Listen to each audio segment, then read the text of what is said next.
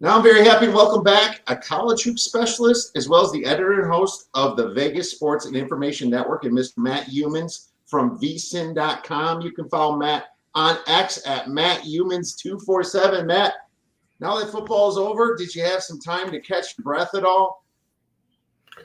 Is that a serious question? No. Kim, hey, Kim, great to be back on the show.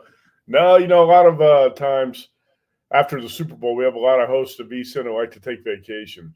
This is no time of the year to be taking vacation if you're in a college hoops. So I don't do that after the Super Bowl. You got to stay in the middle of it and stay in the groove on college basketball handicapping and betting all the way through, the month of February into March. And I don't take a break and really maybe take any time off until after the Masters, in the middle of April, because you go straight from the Final Four to the Masters, one of the biggest events of the year, and then start to think about taking a little bit of time off at that point. But now I love college hoops and everything about it so much that not taking any sort of break after the Super Bowls, right back to college basketball the next day. I'm more excited to just get past it and now have a focus on college basketball myself, so I know exactly what you're saying. People always love to ask you about food. I'm not going to do that, though, because you get bugged way too much on VSiN about that. So we'll save that for August when you come up with your rankings. But let's get right into little sports. It's funny. Have you thought about the NFL draft? Do you have any takes on it real quick? I have one take myself, but I'd like to hear what you have. Yeah, of course. Always thinking about the NFL draft a little bit. Last year, I probably had, I'm just going to say I had one of the best NFL betting drafts I've ever had. Not that we've had a bunch of them because we haven't been able to bet on the draft that much until the last 6-7 years or so. But last year's draft turned out incredibly well for me. I'll tell you one guy, and I mentioned this 2 months ago, and I'm afraid there's not going to be much betting value left on it by the time we get to the draft because he's starting to pick up some mainstream media hype as Jackson Dart, the quarterback for Ole Miss, who started his career at USC and was a prep standout in Utah. I followed Jackson Dart's career, and I felt like that he's a sleeper quarterback in this draft. So much hype about Cam Ward, Shedeur Sanders, and I think Jackson Dart's a sleeper. He might be better than both of those guys at the NFL level, but we'll see. There's not much out there in terms of betting the draft right now, but that's one guy I'd say keep your eye on because he could be the third quarterback in the first round. He might turn out to be the best quarterback of the draft. At this time last year, I kept talking about Jaden Daniels and how I thought he was the best quarterback in the draft, not Caleb Williams. And I think that this draft, it might be Jackson Dart who's the best quarterback. That he might be, and that's actually kind of part of my take. I think that Cam Ward, Shedeur Sanders, Jackson Dart, and I'll even throw Will Howard in there. I know he had a bunch of 5 stars with him, but I think there's just not a lot of separation between them. I'm shocked to see Will Howard like way down there at 120 to 1. I think you'll give Quinn Ewers at 100 to 1. It's like Will Howard. I would take Will Howard over Quinn Ewers. I just don't like what Quinn Ewers has done in the clutch and in the red zone too much. At Texas. And I think that this is just not the best quarterback draft class, but at the same time, doesn't it feel like Tennessee needs a star name in a way? Smaller market. It almost like Shedeur Sanders would just boost that town and the feeling up and maybe sell some jerseys, and get the media talking about it a lot. I know there's a lot that comes with a star. Coming from Dion and everything, and there's a lot of distraction there. But I almost still feel that, I wouldn't shock me if they did pick Shedeur Sanders for some of those reasons.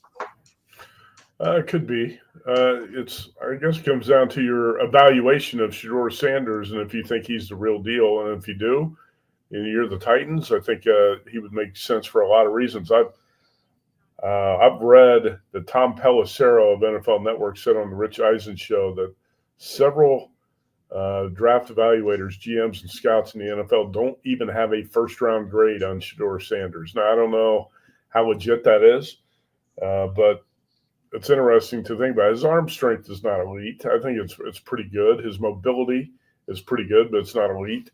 There's a lot to look at there. I'm not really sure. I think Travis Hunter is probably the best player in the draft. about the two-way star from Colorado, but the Titans are one of those franchises, they need something, right? But you can never draft a quarterback just based on big name value and what you think you're going to do. Because if the quarterback turns out to be a bust, like let's say Sam Darnold was with the Jets, that doesn't do anything for your franchise except set you back. I don't think Shedeur Sanders is going to be a bust. I think if the Titans did take him there, wouldn't be the worst decision. I'm not sure. I'm not complete with my evaluation on him yet, but I know the Titans need a quarterback and they need something because that franchise is about bottom of the barrel. And a year ago, there were so many people bragging about the coaching hire and how this guy's going to be one of the bright young coaches in the NFL, and I thought he was one of the worst in the league last year. So Titans have a long way to go. Their front office has been a mess. Quarterback situation's been a mess. So if you draft Shedeur, probably wouldn't be the worst move. And you probably need a quarterback more than you do a player like Travis Hunter when you're the Titans too. So I think that could make some sense. I actually like Shedeur a little bit more than I do Cam Ward. It's a close call, but Cam Ward makes a lot of questionable decisions with the ball, a little bit too turnover prone for me. And if you're that way in the NFL, you're not going to survive. Just like the previous mentioned Sam Darnold, right? When he was coming out of USC, I said, this guy's a turnover machine. I don't think he's going to make it in the NFL. I watched all his games at USC. Way too many turnover-worthy plays or risky throws, way too many interceptions. I never was a Sam Darnold fan. He turned it around this year until the last two games, and then he became the old Sam Darnold in the last two games. But cost himself millions. Yeah. I'll probably I have not really dug too deep in the NFL draft because really there's not much we can bet on the draft right now. So probably talk about that a little bit more later. Yeah, absolutely. And I agree with that. You don't want another bust, but that city needs something. And I agree with that coaching hire. He was one of my on my poor list. Absolutely. And he still is. Anybody from the Bengals tree over there, I don't even like the Bengals Taylor either. I don't at all. I think they would do way better without him. Let's talk about buy low, sell high, little college hoops here. Do you think? I think about this every week, because I want a team that the market's overrating a little bit or underrating. Let's start with a buy low team. Do you have one in top of mind? I have one myself. Why don't you go ahead and tell me yours first, and I'll get to mine. Mine, it's weird because Kansas State keeps being dogs and they keep winning. Here's the thing. They're still 57th on KenPom. So the spreads are going to kind of come out soft with these KenPom numbers-ish, and then the market's going to adjust. And maybe there's money that's going to come in on Kansas State. But still being 57th on KenPom, like they're going to be a 7-point dog at BYU at open, or maybe that closes at 5. But, man, they're playing with a lot of confidence, and I just disagree with their KenPom ranking. I think they should be 40th or 43rd. So that was one of them. And believe it or not, same conference, Oklahoma State, they're showing some fight. And since February 1st, they're 2-2. They only lost to TCU away by 1. They gave Houston some problems, only losing by 9 away. They beat Arizona State at home. I feel like maybe Lutz has got the kids finally believing in themselves a little bit. I'm going to look at them against Texas Tech a little bit as a 10-point dog at home 10-point dog this weekend against a Texas Tech team that's just not been playing some good defense lately. You're right, but Grant McCaslin's a heck of a coach at Texas Tech. He's done a great job there. And I agree with both the teams you brought up there. K-State, I've played, I think, 3 times in the last 2 weeks. And this K-State team's really turned it around. This is what I thought K-State was going to be in the preseason, and it didn't happen. And we're sitting around going, what the hell is going on with Jerome Tang's team? And now all of a sudden K-State's playing the type of basketball I expected to see in November, which is great because you want to start peaking in late January and February, and that's what K-State's in. As far as Okie State, I agree with you there too, because there have been some spots where Okie State's been a really short home favorite or a home dog, and I was scratching my head, what's up with that line? Because that's not the line I made on the game, and Okie State keeps covering. What a wild game at TCU, by the way. That one kind of slipped under the radar. But, yeah, I like the 2 you threw out there. And, by the way, I disagree with a lot of the KenPom rankings too, and a lot of the Ken Palm ratings. But then again, Ken Palm's got a pretty proven formula that, you got to disagree with a few teams here and there, but that's where you can find value too, because so many of the betting lines on a nightly basis are set off the Ken Palm projections.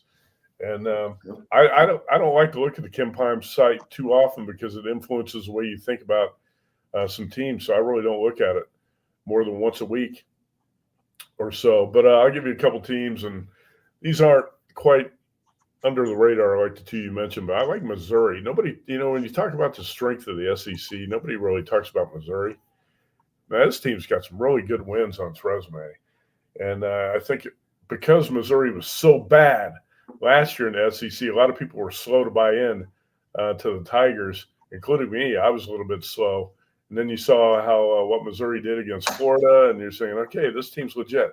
So I think Missouri is a team that's overlooked a lot in the SEC that could be in that category. Maybe Clemson out of the ACC too, because Brad Brownell could never get over the hump in the tournament, but he's got that veteran team now that's been to the tournament and won. Just knocked off Duke and North Carolina back-to-back at home. And Clemson could be a bit of a sleeper. I don't want to say Maryland yet because we'll see what Maryland does this week. But the Terps seem like they've kind of been a team on the rise in the Big Ten. But those are some of the I was asked on a podcast 2 or 3 weeks ago about, hey, for people, I think it was a week before the Super Bowl, kind of a dead week. For people who are just jumping into college hoops, what's a team you can bet on the futures board that has some value? And at the time, BetMGM still had 60-1 on St. John's. And I said, St. John's, that's a top 10 defensive team. Obviously, the Johnnies don't shoot the three well, and that's their weakness, but you've got experienced guards. You've got size in the low post. You've got a Hall of Fame coach. You got elite defense. I thought St. John's was best value on the futures board. I've got 80-1 on St. John's. There was 60-1 at BetMGM. But see, the value in that team's gone now because the secret's out when St. John's became a top 10 team. So these things can change quickly.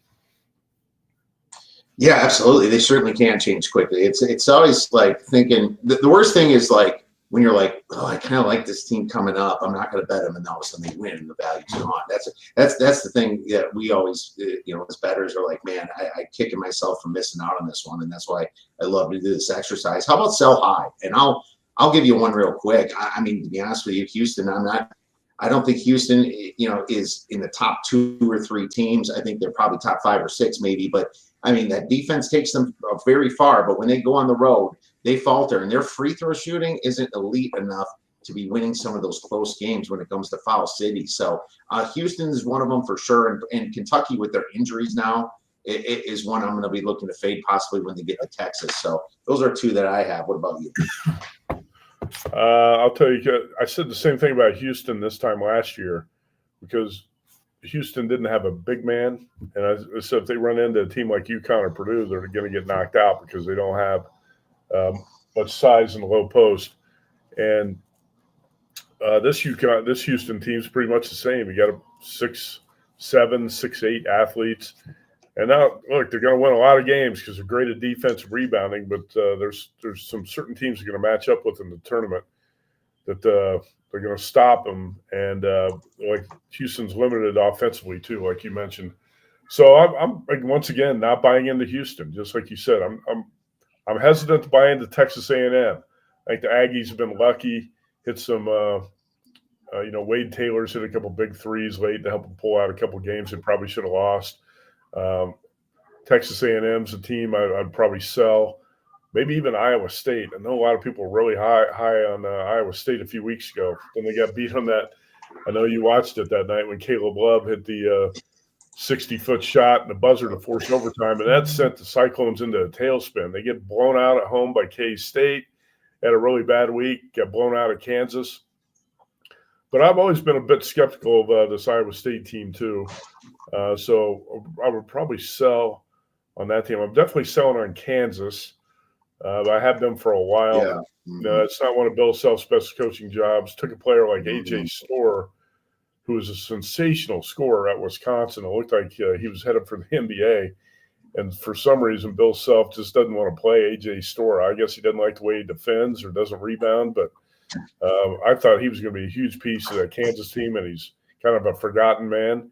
So maybe Houston, Houston, Texas A&M, Iowa State, Kansas, some of the teams that I would like to sell high on. We're not really selling high on Kansas anymore because Kansas has plummeted to 17th, I think, in the AP poll, and everybody is kind of seeing the Jayhawks flaws.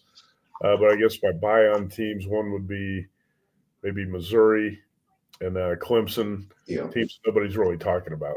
No, I agree with that. Clemson, Kansas, after they lost against Houston, I was on Kansas that day, up 6, shooting 2 free throws with 15 seconds left. That's almost impossible to freaking do. And Bill Self figured out how to do that. And then that takes me back to last year. That same shit happened with this team, and I can't remember what it was, but it was one of those same scenarios. Let's talk some games then. Friday.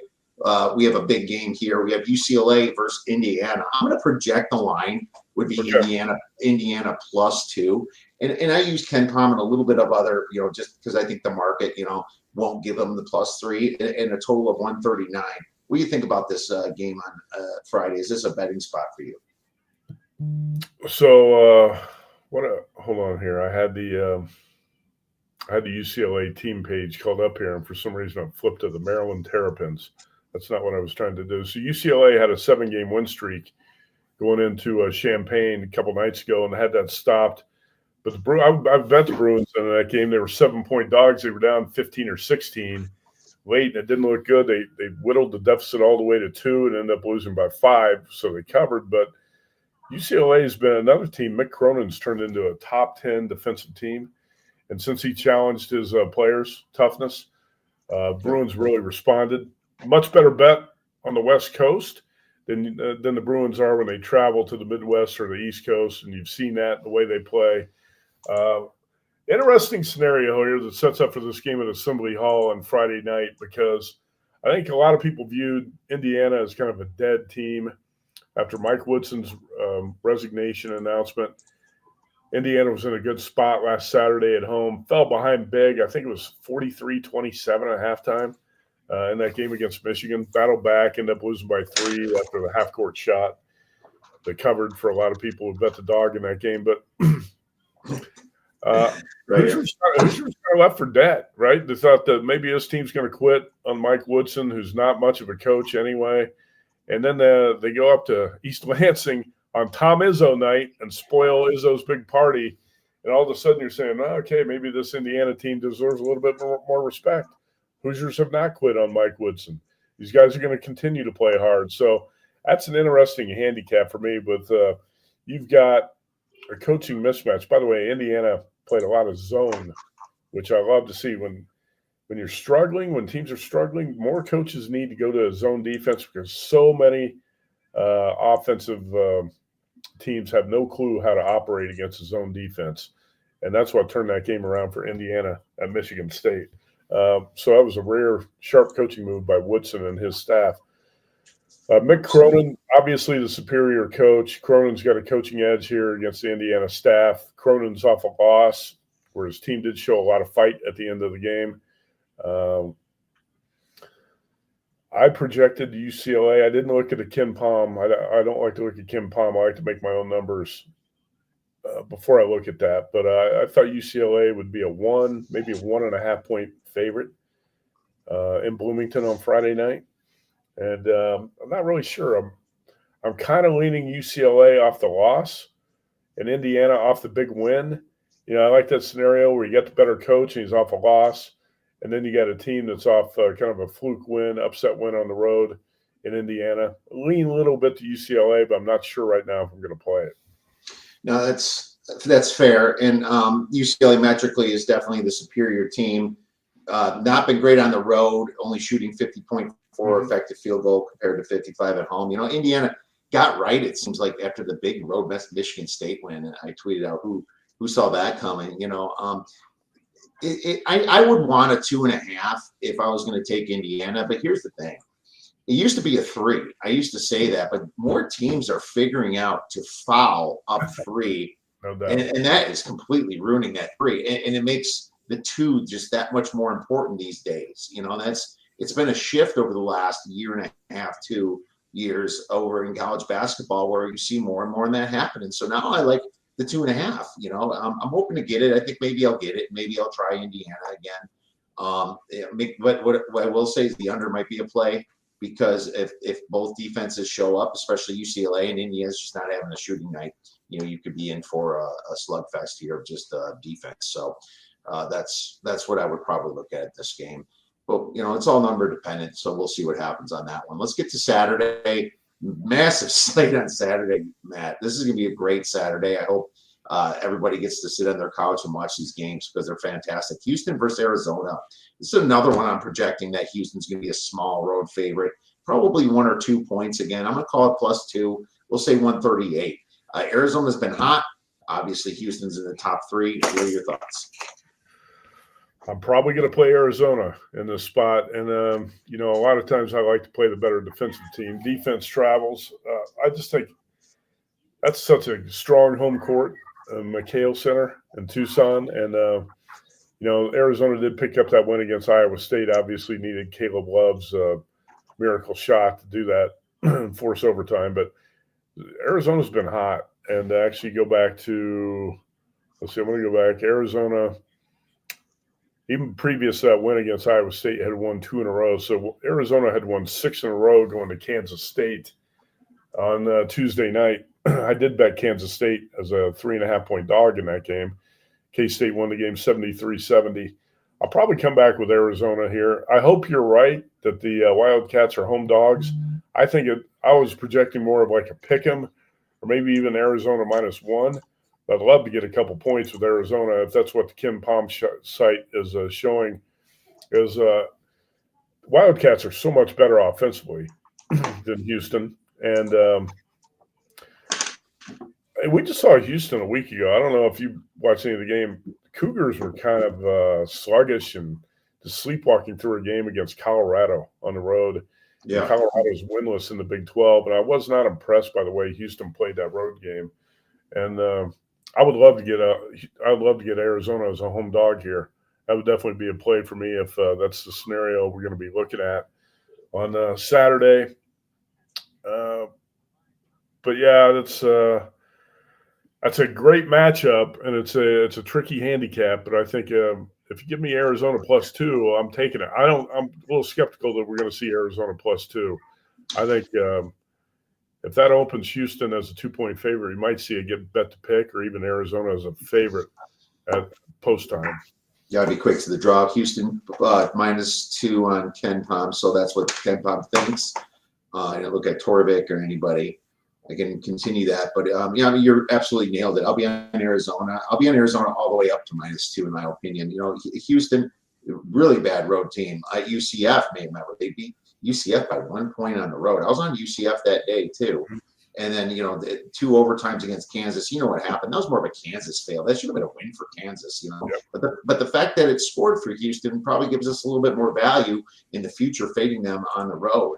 I believe that Houston ranks like 360th on Haslametrics in home road splits. That's how bad they perform on the road compared to their overall performance at home, and they don't hit the free throws well. I'm with you. I'm going to be on Arizona. I'm going to beg for a +2, but I do agree that it will get bet down most likely to pick them by at least by tip off. It'll be definitely down to pick them. How about UConn Seton Hall? Hey, real quickly, I want to mention one more thing about this game. So if you bet Arizona, and it sounds like you and I are both looking to do that, Caleb Love needs to show up, and that's pretty obvious, but against K-State the other night, Caleb Love was 3 for 15 and 0 for 7 from 3. And Arizona as a team was 2 for 22 from 3-point range. And I just wanted to mention that because I don't know if there's a game. I'm sure there hasn't been. There has not been a game I've watched all season, maybe in the last 10 years, where both teams shot the 3 as poorly as Arizona and K-State did on Tuesday night. The teams combined to go 3 for 41 from 3-point range. Arizona was 2 for 22. K-State was 1 for 19. And you're never going to see worse three-point shooting than that. And Caleb Love was 0 for 7. So if we bet Arizona, he better show up. Absolutely. It's like the rebounding really comes into mind there. And that's why Arizona was 62% from 2. Kansas State was 60%. Arizona was 58% from 2. So they're shooting very well, cleaning the board. It's kind of like that Texas A&M style. I know you mentioned them. Chuck up the 3 and get the board and throw it in. Some teams are doing that. Let's move on to Seton Hall, UConn. I believe it was UConn, Seton Hall. Yeah. I'm going to project plus 12 for Seton Hall. I don't know if I'm going to be off or on in that. A total of 140-34. I'm really intrigued by what you have to say about this one because I know you threw it out there to me. I did, and I threw it out there because I think UConn might start to get hot now with Liam McNeely back and the way he played against Creighton. I was on UConn the other night too. I had a good night in college hoops that night, but there were certain games like UConn where I thought, man, I guess I was wrong about this one because Creighton was up 37-23 in the first half, and I had UConn plus 3.5, and didn't look good. And then all of a sudden, the Huskies come storming back in the second half, and Creighton can't hit a shot, and that's how quickly things can turn around. And Liam McNeely in that game was outstanding. All right, so let's talk about Seton Hall first, though, just for a minute, because the Pirates have won one game since early December. Let's see. Seton Hall, after a win over NJIT, was 5-4. Seton Hall is now 6-18. 1-14 in the last 15 games, and the one win was against DePaul in overtime, and that was a home game for Seton Hall. The recent games have been blowouts. Lost by 14 to Georgetown. Lost by 30 to Butler. That was a home game for Seton Hall. Lost by 17 at DePaul. Lost to Creighton by 25. I'm wondering, and also lost to St. John's, by the way, by 28. I'm wondering if this Pirates team just kind of quit, and if the value here might be on the big favorite. And I hate to play big road favorites in college basketball, so I'm probably not going to lay it with UConn. But Seton Hall has been a pretty good fade recently. If you've been looking for bad teams to bet against, where they got no hope, nothing to play for really in March, might have quit on the coach. And now you got UConn all of a sudden with the arrow pointing up. I think this team's got to have a lot more confidence after Liam McNeely's 38-10 rebound game at Creighton on Tuesday night. So I don't want anything to do with Seton Hall. But typically, like I said, I don't like to play road favorites, especially big road favorites. McNeely needed that game after that bad game against St. John's in his comeback game. So who else has not been playing well for UConn is Alex Caravan. So McNeely finished that St. John's game with 18 points, but how about Caravan? He was 1 for 6 with 3 points in that game. He's got to play much better, and I don't think that's been talked about much. But Liam McNeely comes back, and like you said, I have not been impressed with McNeely in a lot of games this season, but man, he was good against Creighton. He was great against Creighton.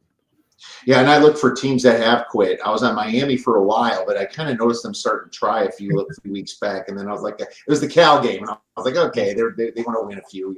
We'll fade them later. I think Seton Hall might have quit too, and it's a big game for them at home. But I mean, they're once they're down by 10 points, they can just let it all go. And that, I could never bet Seton Hall. I would consider laying with UConn. It's like you're reading my notes on this one. I picked Wisconsin versus Purdue. I project Purdue to be -5.5. With a total of about 149. I'm going to say that this is a big spot for Purdue after that tough loss that they just had. I was on Michigan, and I thought I was going to lose that one. I laid 1. I gave out 2, though, to other people, so I would count it as a push. But I got it early at 1. But the Big Ten home refs, man, they have been just amazing again. Most of the time, there's a couple crews that will give it an honest game or more, or even sometimes favor the away team, I feel. But mostly Big Ten refs, man, at home, it's hard to bet against them. And Purdue coming off that loss is definitely a spot that I do not want to back Wisconsin. Purdue, an amazingly coached and efficient team. But I do kind of like the over, to be honest with you. I think Wisconsin is efficient enough to kind of keep up for a while with Purdue. Purdue's going to be hitting the threes. Sometimes when you get those two efficient teams, even though they don't play the fastest, they go over, and that's why Purdue is 15-10 to the over, and Wisconsin is 14-10 to the over. So if it's around 148, 149, man, I'll be on the over on this one. I don't disagree. I think that's probably the way I look at it. What you said about the Purdue-Michigan game is so true. And Purdue controlled that game for 35 minutes. I was on Michigan. I actually bet the money line at minus 122, and I thought it was going to come down to the wire, and that's why I didn't want to be laying any points. I just wanted to bet Michigan to win the game. And, like you say, at home in the Big Ten, you're going to get the whistle, and that's why I like betting some of these stronger home teams like Michigan, like Purdue in the spot against Wisconsin. The free throw disparity in that game was 26-8. Wolverines had 26 free throw attempts. Purdue had 8. And I think one of the problems the Boilermakers have, they got two problems right now. One is they don't shoot the three well on the road. Braden Smith did hit some big threes in that game against Michigan. He might be the best point guard in the country. He's keeping this Purdue team going. Braden Smith and Trey Kaufman-Renn in the low post. Purdue's also got a problem. Only 3 guys have been scoring. And it's Smith, Kaufman-Renn, and Fletcher Lawyer. Purdue had 0 bench points in the game against Michigan. The guys like Camden Heide and Miles Colvin are just not stepping up like a lot of people thought they would this season. So Braden Smith's been playing 40 minutes, too. He played 40 minutes against Michigan. You wonder if he's going to wear down at some point. The guys, he looks like he's tireless. Steph Curry, in a way, with his conditioning. He just runs the court amazingly for 40 minutes. Yeah. But you're right. I think it's a big spot. Purdue, wants to three-peat in the Big Ten, and that was a tough loss in Ann Arbor. You got to win this home game against Wisconsin. So I think the Badgers are going to hang around in this game. I thought, let's see, you were saying 5.5. I thought the number was going to be right in that range. I was thinking 6.5. It's such a important spot for Purdue to bounce back and get this win. But maybe over is the better bet because Purdue does shoot the three much better at home. Yeah, I think they do too. And I'm just scared about I would lay it with Purdue more than taking Wisconsin, that's for sure. Obviously, if this is below 5, I would lay with Purdue. So, we'll see where this line comes out. How about Auburn, Bama? Maybe the best game of the weekend, man. And Alabama's going to be laying 1. I have a total of 172 in this game. I think that's where it's going to be around when it opens, at least. You picked this game, so I'm curious on if you have a side. Yeah, both teams have 1 loss in the SEC, and they were both on the road on Tuesday night, right? Auburn pulled out that game at Vandy, and Alabama rolled at Texas, and the Tide shot the 3 and just shot the ball in general about as well as I've seen them shoot it this season. I was going to throw this one at you and see what number you project here. So we got number 1 versus number 2, Alabama-Auburn. It's not college football. It's college hoops. And it's the Iron Bowl of hoops. That's right. This is a monster matchup. I'm going to make Alabama a 1.5-point home favorite. I have not, like you said, I have not looked at Kim Palm. I think you can't give Auburn too much here. I think 1.5. And then let's say Alabama wins this game. When they flip back to Auburn, they'll probably make Auburn like a 4-point home favorite. But I'm going to say Alabama 1.5. I lean a little bit to the Tide. How about you? I think Alabama is going to be a 1-point favorite, even though Ken Palm has Auburn a 2-point favorite. So I disagree. Right? Yes, they do. They have 6. Alabama's number 6, Auburn's number 1. I disagree, just like you, with the Ken Palm numbers on this. I think Bama's going to at least be 1.5, maybe tops. I doubt it gets past the 2. I kind of like Alabama in this. I picked Alabama to win the national championship in early January. I'm sticking with that. I think they have a lot of firepower, and I think that Cliff Omoyuri is going to shut down Broome. And, I think he's been looking forward to this game. Spent a lot of his days at Rutgers, and finally he gets to play for a team like Alabama. Alabama's got a lot of championship poise. And being that they're at home, I think that's the extra thing that's going to put them over the top of Auburn. This is going to be a wonderful game. And we definitely have to watch it. So I'm gonna. I think I'm gonna lay it with Alabama as long as it's under 2. So we'll call it Alabama minus 1.5, just to kind of split the medium on that. And, well, you know what? If you say that Kim Palm is showing Auburn 2, now I'm thinking it's going to be pick or Alabama 1, right? Yeah, but the market should move it, I think, right? Yeah. the numbers don't vary much from what those Kim Prom projections show. Even sometimes, maybe you'll see a couple points difference if it's obvious the situational edge is with one team. But yeah, I lean Alabama here. I'm with you. Actually, that was the first futures bet I made last spring when I suspected that Mark Sears was not going to enter the NBA draft because he wasn't going to be a first-round pick. And then you saw some of the transfers, and Nate Oates was picking up. I bet Alabama at 20-1. I did not like the way the Tide played in the month of November, but who cares now, right? Because they're looking pretty good right now, so I feel good about that 20-1. I feel pretty good about Alabama against Auburn too. That's me too. All right. Well, so it's 10 after. How much do you have time for a couple more? Or a couple more. Let's fire a couple more here in the next 5 minutes.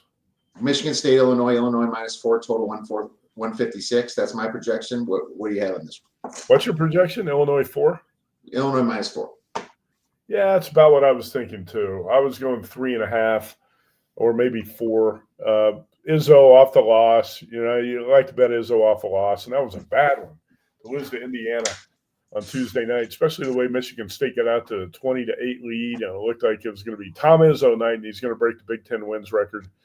And you lose a home game to Mike Woodson. You got to think Izzo's not a pleasant guy to be. Izzo's not going to be a pleasant guy to be around the last couple of days. No. And, I like to bet on coaches like Danny Hurley off a loss, Tom Izzo off a loss. I like to bet situations like that, and especially the better defensive team. Michigan State won the first matchup, but if you watch that one, that was a blatant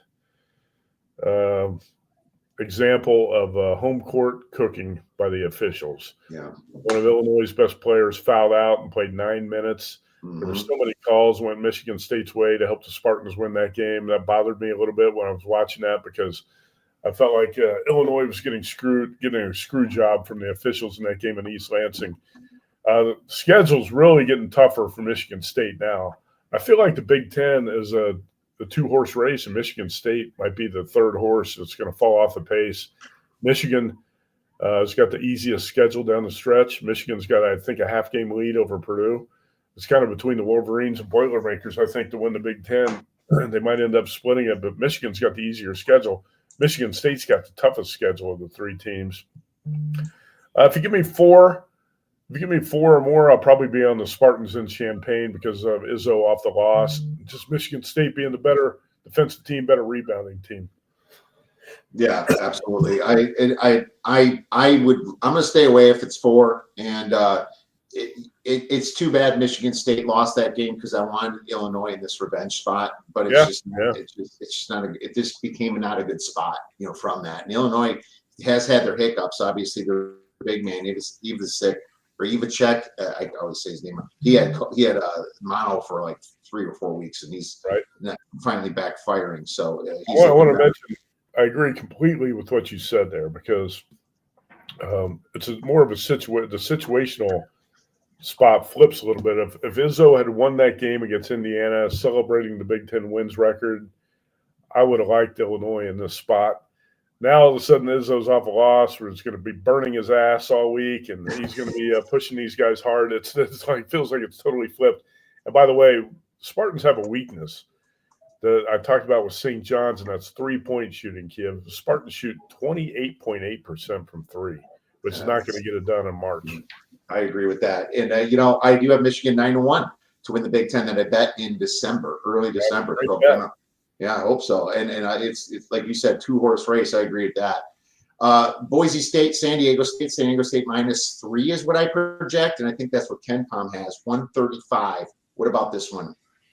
I was hoping to get a little bit more with Boise State in this matchup. The first time these teams played, I was on San Diego State in that game, and I think the Aztecs were off a loss. They were going up to Boise, and I thought this was a great spot to play San Diego State. And the Aztecs won that game 76-68. That was early January. Well, Boise's won 4 in a row. San Diego State's looked really shaky recently. Come back from some big deficits, beat San Jose a couple times, lost a home game to UNLV.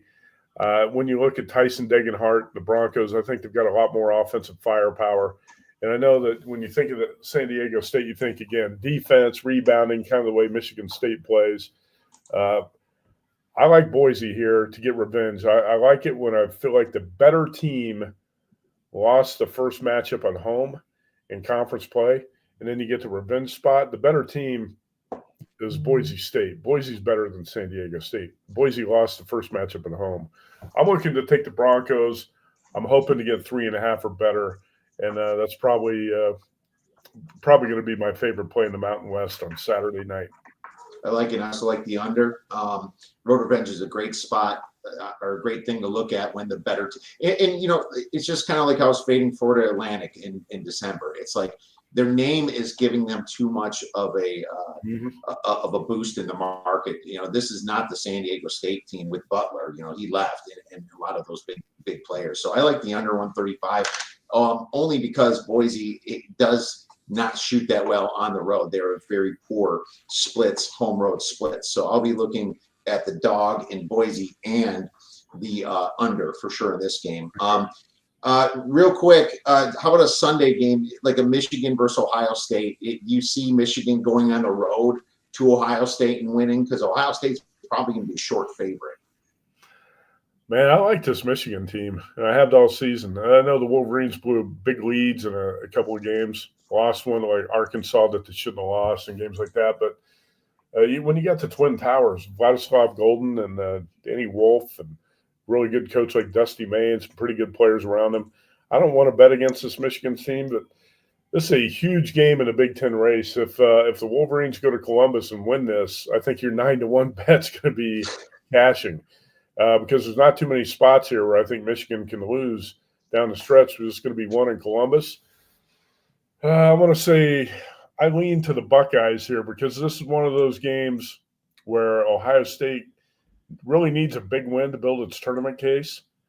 And this is a desperation type of game. If Ohio State can get this win, I feel like Buckeyes are going to be on the right side of being on the bubble, being a tournament team. But they need a big win. And Michigan coming to town is going to be that opportunity. So I'm not sure if I'm going to play it right now, but I lean to Ohio State because it's a much more important game for the Buckeyes. But, man, I love this Michigan team. So it's kind of tough for me to bet against Michigan. But this is one spot where I can see the Wolverines kind of slipping up here down the stretch because they've got the easiest schedule of the three teams that can win the Big Ten. I agree with that 100%. I'm not touching the game because I do like Michigan. And do you think they upgrade their coach from Juwan Howard to May? You think that was a little bit of an upgrade right there? Biggest upgrade in college basketball. The biggest upgrade in college basketball. I agree with you. Well, any long shots, I call them the beer bet banger segment, where you just take any plus money dog. You can give me like a future on like a team that win the championship, make the Final Four. Anything out there on top of mind? Let's see. What's your beer bet banger first? Give me a minute to think about. I'll come up with one for you. Absolutely. I got a Saturday. I wasn't prepared for that question. And St. John's had been my long shot team that I was using whenever anyone asked me. I can't use St. John's anymore because that's not a long shot. No. Right. They went way down. Great value on that. Providence wins outright hosting Villanova is my beer bet banger. They're going to be at least plus 200, maybe hopefully better.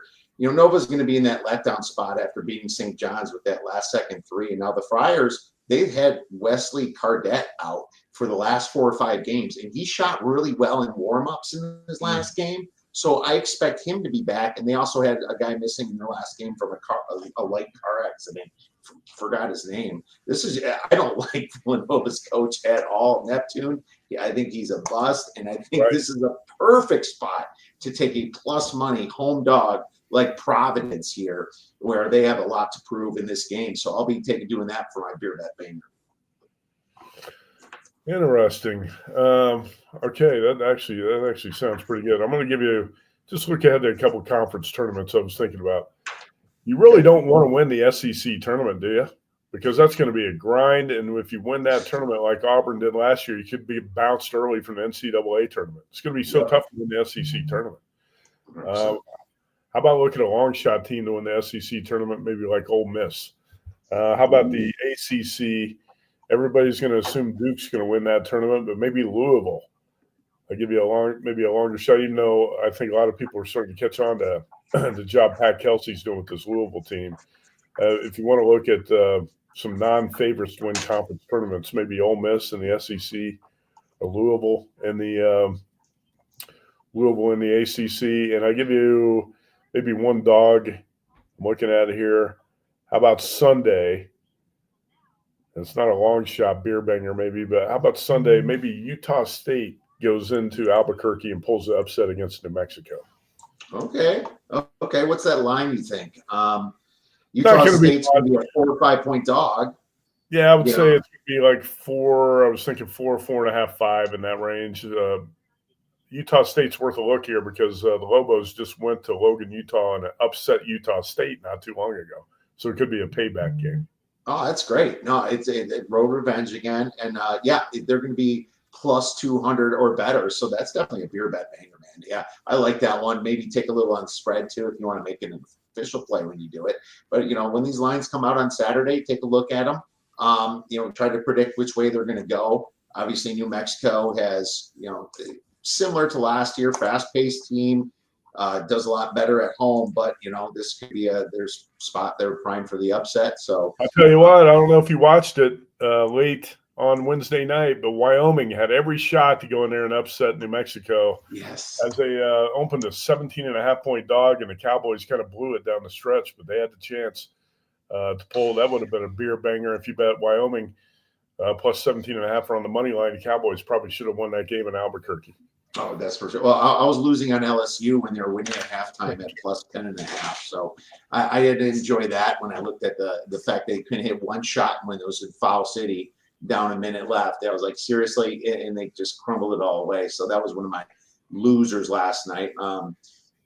George Washington, think I came by for me last night, though. But hey, man, who cuts down the nets at the end of the year? I always have to ask in April. And you can be anything favorite or whatever you think.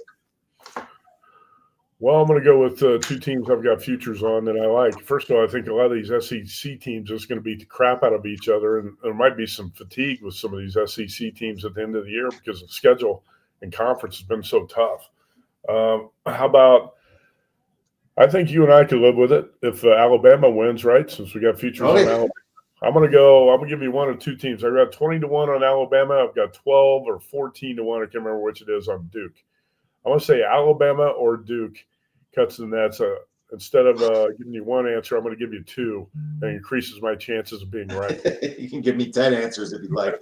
He's got to have some good tickets on him. I agree. I wish I had Duke in a wonderful number like that. Holy cow, you're never going to find that, not even before the tournament starts. That's a wonderful ticket you have there, and that's great. If I was going to go for a sleeper or something, maybe you'd be like a Michigan or a Texas Tech or something like that. It wouldn't shock me, but I'd love to see my Badgers do it, but they're just not tough enough inside. That Crowell is softer than a baby's ass down there when he faces the big teams, man, and that's what I'm gonna have to live with. But man, living with you on VSiN is wonderful. I love listening to you guys when you talk college hoops. Where can our listeners find your great information and articles? Hey, go to vsin.com and vsin.com, and like I said, 24/7 we're putting out content. And great to be on the show with you again, and I'll probably talk with you in March, right before the madness starts. Absolutely. We'll be hollering back in March. We'll talk to you soon. Make sure you check out VSiN and Matt Youmans.